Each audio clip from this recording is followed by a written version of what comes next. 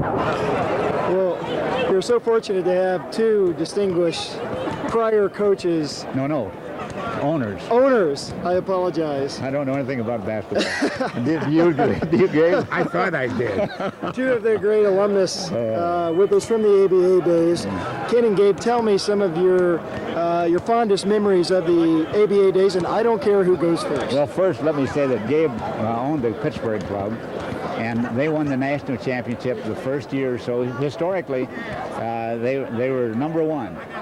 And the second year, of course, Oakland won the national championship by beating Indiana in an overtime game in Oakland. So that was the first 2 years, right? Well, I think we would need a book, you know, to talk about fondest memories.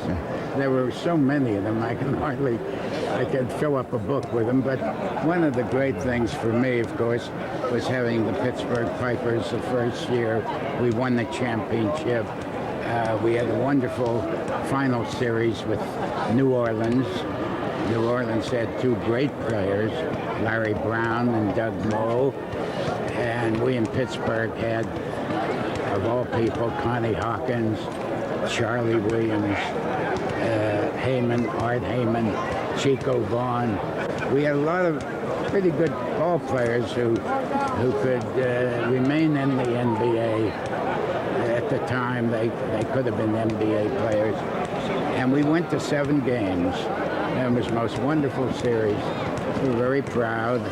And unfortunately, the fans weren't too many, were they, Ken, in those days? We didn't have that problem. We played a very small crowd. Well, the first year for anything is always a bit of a challenge. Downcast, you know.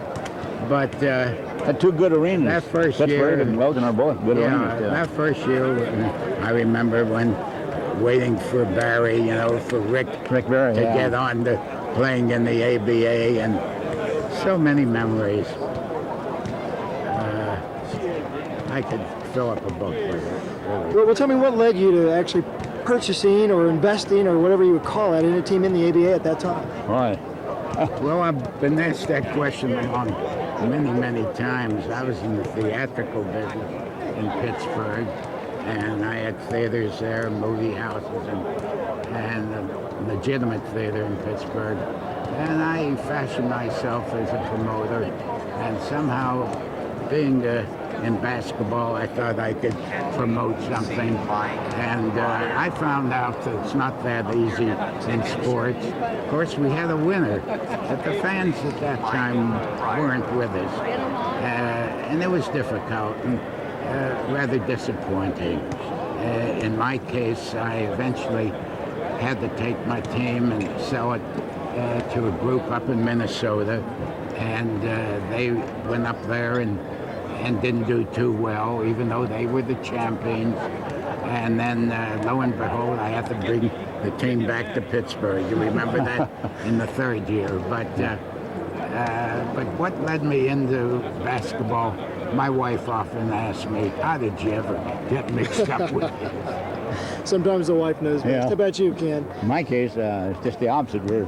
My wife is an avid basketball fan, and I never played a game of basketball in my life. Even now, I look at it as 10 millionaires run up and down the floor in their underwear. They just, I still don't really understand the sport, but I got in as strictly as a business venture because I've been in a number of different business ventures, and but it seemed logical at the time because when I was approached with the idea, in the 60s there were only 8 NBA teams. And with 800 colleges and universities in the United States that play basketball, there's a lot of talent comes out and they didn't have anywhere to go. Because if you have Jerry West and Elgin Baylor, they play year after year and there's no opening. And so it seemed logical to have another league. And could you have ever imagined the NBA as it is today with all the huge contracts and the phenomenal talent? No, we could never believe that. But I think part of the reason is because there was an ABA. Because as I understand it, when we signed Rick Barry, who was the first superstar that we'd gotten from the NBA, and it was easy because, and maybe I shouldn't say this if this is on television, but as the Rookie of the Year in the NBA, he got paid $20,000 a year, and a car of his choice, which is a Porsche.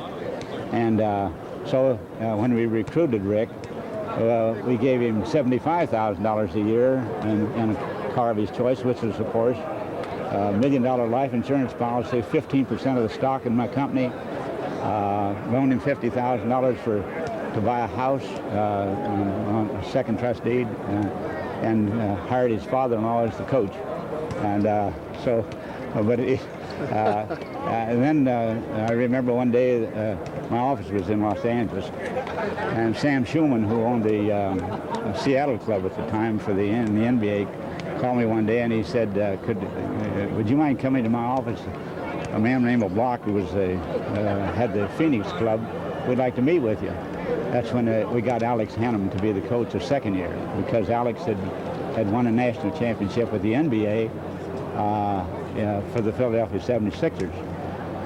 And so they wanted to find out how we got Alex to be our coach, to leave the NBA to come to the ABA to coach for the Oakland Oaks. And so I told him. And at that time, they told me that the highest paid coach in the NBA got $35,000. Those were the days. Now we're talking about the NBA, not the ABA. And when I talked to Alex about coming to be our coach, he said, "What do you pay Rick Barry?" And so I told him, and he said, "That's what I want. I don't want any more or any less than what you pay Rick Barry." And that's how we got Rick Barry. And he was the first superstar. Of course, it created a lot of havoc because when you take the Rookie of the Year from the NBA and recruit him into the ABA, it presented some problems in the game. Yes, it did. Old-fashioned competition. Well, what is this? Lawsuits and all that sort of stuff. In my case, Connie Hawkins at the time was really the biggest star the first year. No question about to the come play. out of the league. Now, Connie wasn't with the NBA at that time. He was supposedly blacklisted by the NBA, and he was playing around Pittsburgh, my hometown, for $20 or so a game, until I got a hold of him, and I wrote out a check for $5,000 sitting at the table with his lawyer, and as I handed the check to his lawyer, lo and behold, before I could give it to the lawyer, Connie, standing behind me, reached out his big arm, long arm, and grabbed that check. And I'll never forget that in my life. That $5,000 represented, I believe, at that moment, the largest sum of money that went in advance to any ball player. Well, tell me what this weekend means to both of you. Well, the first 30th anniversary. let me say that the first year, we were the losingest team in pro ball. Oakland was. And when Alex became the coach, he traded and got Larry Brown and Doug Moe on the team. Of course, Rick couldn't play the first year because of the lawsuits. But it was the first time in professional sports history, as I understand it.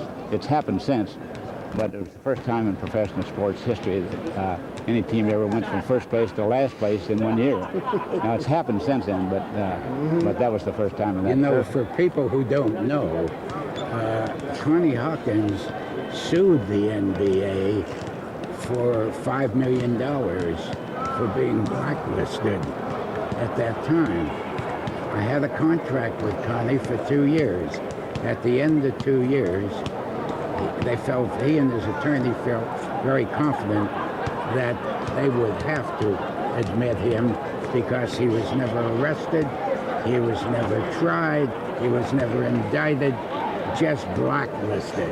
Well, the NBA found they can't do it in this day and age, and they finally succumbed and gave Connie a contract, a sizable amount of money, and a long-term annuity, and he's still with the Phoenix Suns to this day as a promotion man. You know that. Yes.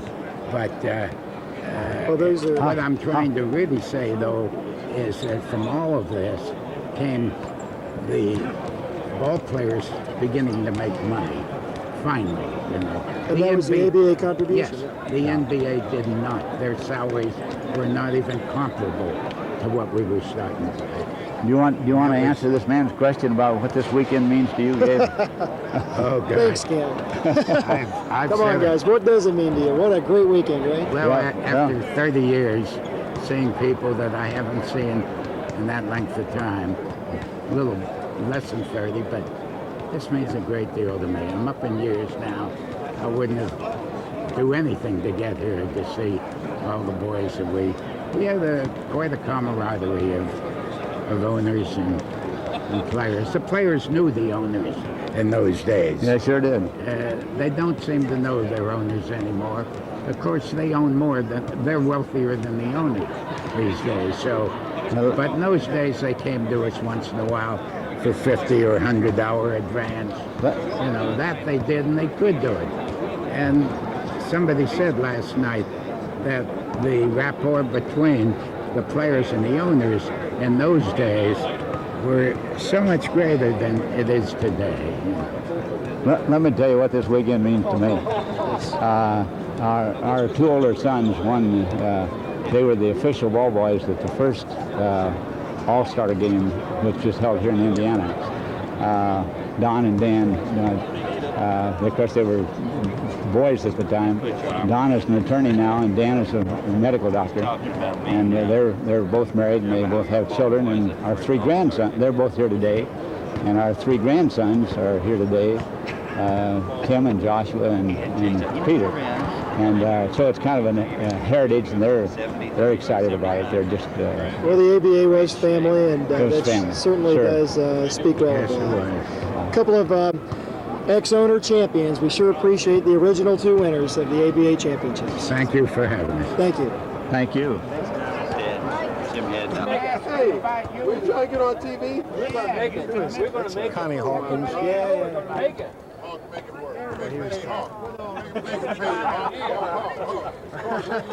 Yeah.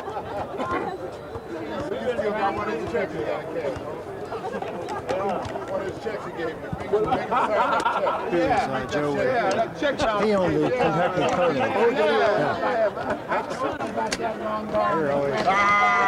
guys were on TV all the time. We didn't get on TV. Okay, we'll give you some TV.